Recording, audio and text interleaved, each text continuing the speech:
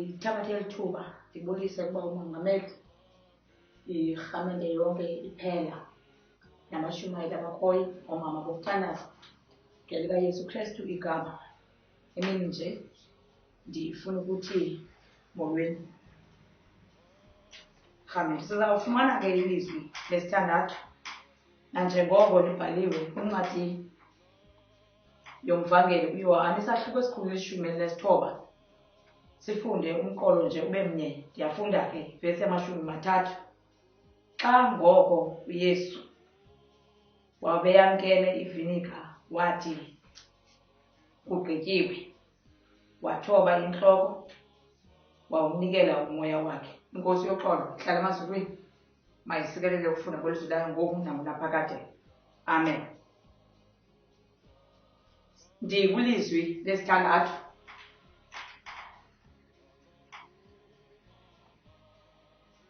Kugqityiwe. AmaGrike mandulo nabantu abangamakhoboka ebedla ngokuthi xa bethethayo besithi kugqityiwe, banika ingxelo umntu ebebanika umsebenzi.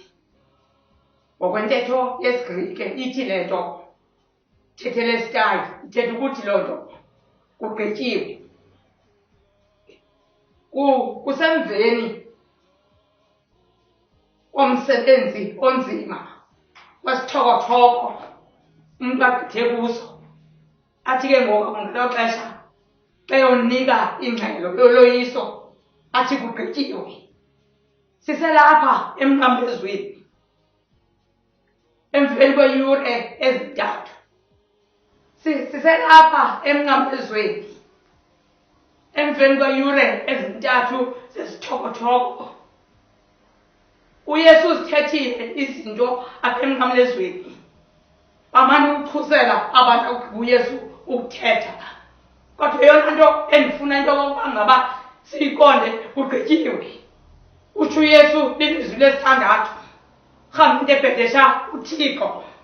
Ngexesha uYesu ithi incwadi kaYesaya umprofethi isahluko sesesibhozo, isahluko sesithandathu ivesi yesibhozo, wathi amazulu xa ebuzayo okokuba ngaba ndawuthuma bani na emhlabeni, wavela uNyethana Mthokoza wathi thuma mna babo ndiyawuyela.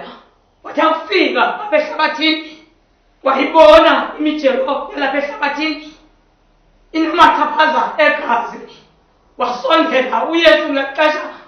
Kodwa eyona nto endizama ukuyithetha maKrestu abhedesha uThixo uthi kugqityiwe. uYesu uza ke ngexesha uYesu esiza eluluntu waze wafika wahlala phakathi kwabantu.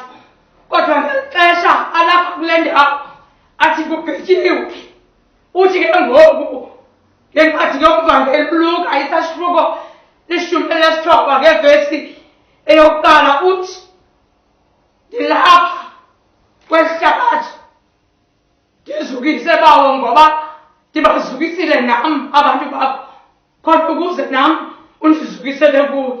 uYesu ngexesha umoyisile umtyholi ngela xesha besentlango. uYesu ngexesha ukuza apha phezu kwalo mnqamlezi uYesu umoyisile umtyholi wade wazokufika apha phezu kwalo mnqamlezo. Kodwa eyona nto endiyithandayo sonke isono sihlabelelwe nguYesu kugqityiwe. Eyona nto endifuna ukuba sizamazamane nayo maKrestu le nto kum nawe eyokuba ngaba kugqityiwe. Simane ukutsho ngemini yeSabatha sithi lavuleka, avuleka onke ubukumkani bamazulu buvulela abantu abakholwayo. Ndifuna ukuthi ngexesha uYesu usiphilisile izikhwala, uYesu wasiphilisa izifo, uYesu wabavusa uLazaro abasekufeni. Kodwa ngexesha uYesu asondela apha kulo mnqamlezo athi kugqityiwe. Ndifuna ukuthi ke ngoku maKrestu amahle kwala ntoni namna nawe singagubukeli uYesu.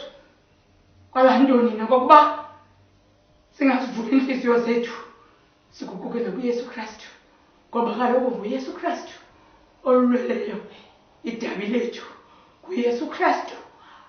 Abathi amaJuda nakalixesha amfaka phakathi kwabo uYesu akaqonda into yokokuba ngaba rhamente bhetesha uThixo ngexesha athi bona yamanyelisa alibali into yokokuba ngaba lo Thixo ungukumkani kanti kakade enyanisweni inkosi inamaphakathi ayiphahlayo kodwa ekugqibeleni ndifuna ukuthi ubomi bukaYesu apha emnqamlezweni uphelile ababuntu bakhe.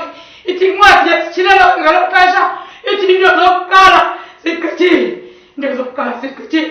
Ithetha ukuthi ke ngexesha ubuntu bukaYesu benyama bugqithile. Ndifuna ukuthi xa sizagoduka maKristu amahle masigugukele kuYesu sinikele iintliziyo zethu kuYesu Kristu ngoba kaloku uthi incwadi yamaRoma isahluko esikhulu sesesibhozo ithi xa ithethayo ithi abo bakuye uKristu abakasayiphili inyama kwabo baphila umoya oyingcwele. Yiyo loo nto ke ngoku ndifuna ukuthi ngokuchitheka kwegazi likaYesu Kristu athi amaJuda ngoba yayiyimini le elungiselela isabatha athi baqonde into yokokuba ngaba akakwazi into yokokuba abantu bajike apha emnqamlezweni basondela kuPilato bathi into yokuba ngaba nemizimba mayiphelele apha emnqamlezweni mabanqunule abantu imilenze yabo mayinqumle imilenze womntu wokuqala bathi bakugqiba banqumla umlenze womntu wesibini bathi bakufika baYesu Kristu bafika umphefumlo wakhe sowuphumile athi xa kuyitshoni lahlaba ephangweni latsho lampompoza igazi. Yiloo nto nditsho into yokokuba ngaba uYesu uthi kugqityiwe, kugqityiwe ngoba igazi likaYesu liphalele lahlambula kwintlambo yesono. Ndifuna ukuthi ke ngoku xa sizawugoduka uYesu wonke umsebenzi abezawenza apha ehlabathini uzalisekile.